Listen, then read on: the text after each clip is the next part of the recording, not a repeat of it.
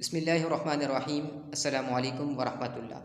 آج کی اس ویڈیو میں ہم کلاس 6 کی آسان سندھی میں سبق 8واں یعنی 8واں سبق محنت، یہ ایک نظم ہے، اس کے بارے میں پڑھیں گے۔ تو شروع کرتے ہیں۔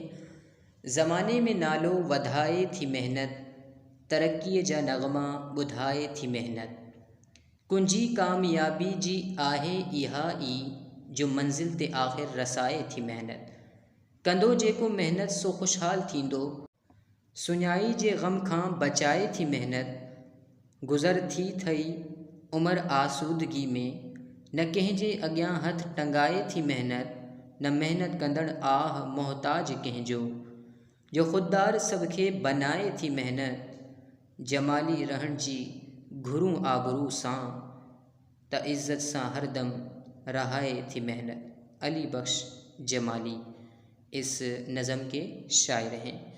اب اس پوری نظم کا ترجمہ کر لیتے ہیں۔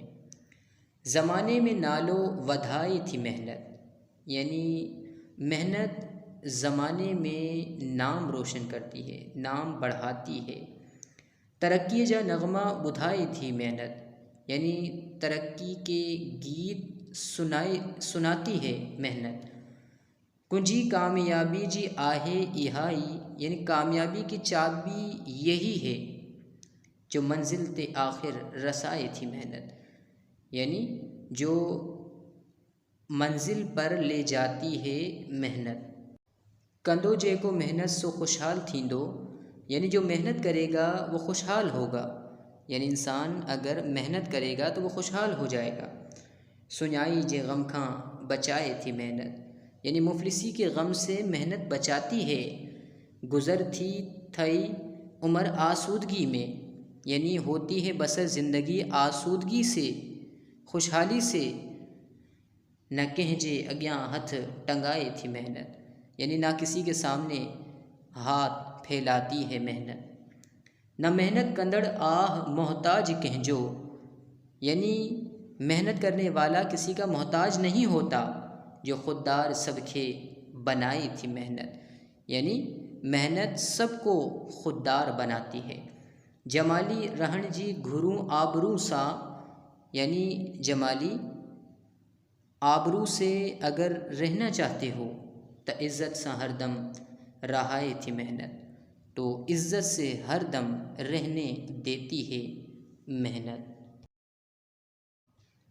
اس نظم کا خلاصہ یہ ہے کہ شاعر نے اس نظم میں محنت کے عظمت کا ذکر کیا ہے۔ آپ فرماتے ہیں کہ محنت کرنے سے دنیا میں نام روشن ہوگا اور کامیابی کی منزلیں قریب آ جائیں گی۔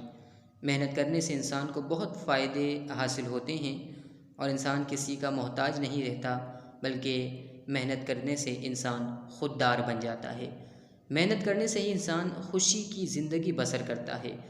اگر کوئی عزت کی زندگی بسر کرنا چاہتا ہے تو اسے چاہیے کہ وہ صرف دل لگا کر محنت کرے، تو وہ انشاءاللہ ضرور کامیاب ہوگا۔ مجھے امید ہے کہ یہ نظم محنت سب اسٹوڈنٹس کو آسانی سے سمجھ آ گئی ہوگی۔ اس نظم کے تمام اشعار کا ترجمہ بھی آسانی سے سمجھ آ گیا ہوگا۔ اب انشاءاللہ آپ سے اگلی ویڈیو میں، اگلے لیکچر میں ملاقات ہوگی۔ تب تک کے لیے السلام علیکم ورحمۃ اللہ۔